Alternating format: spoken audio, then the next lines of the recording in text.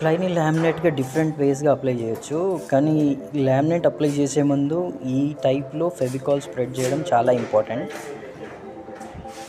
Because for a good bonding ఇట్లాంటి ఒక tool ready చేసుకొని దానిపై ప్లై పైన ఫెవికాల్ పోసిన తర్వాత ఈ టూల్తో మొత్తం స్ప్రెడ్ చేయాలి. అప్పుడు గుడ్ బాండింగ్ లైన్స్ స్ప్రెడ్ అవుతాయి. దాని తర్వాత లామినేట్ని అప్లై చేయాలి, ప్రెస్ చేయాలి. సో దట్ గుడ్ బాండింగ్ వల్ల in a span of good time laminate ప్లైకి అతుకుని ఉంటుంది. ఇప్పుడు లామినేట్ పెడుతున్న తర్వాత సైడ్స్కి మొత్తము యాబ్రో టేప్ పెడతారు, ప్రెస్ చేస్తున్నారు. లామినేట్ ప్రెస్సింగ్ నెంబరింగ్ చేసుకుంటాడు, టాప్ సైడ్ మార్క్ చేసుకుంటారు.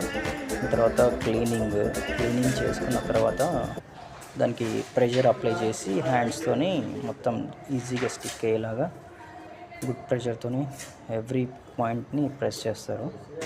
ప్రెస్ చేసిన తర్వాత ఇప్పుడు యాబ్రో టేప్ పెడుతుంటారు అన్ని సైడ్స్కి. యాబ్రో టేప్ పెట్టిన తర్వాత ఒక 12 to 24 hours దాన్ని అలానే వదిలేస్తారు. వదిలేసిన తర్వాత యాబ్రో టేప్ మళ్ళీ చేసేస్తే ఫిక్స్ అయిపోద్ది.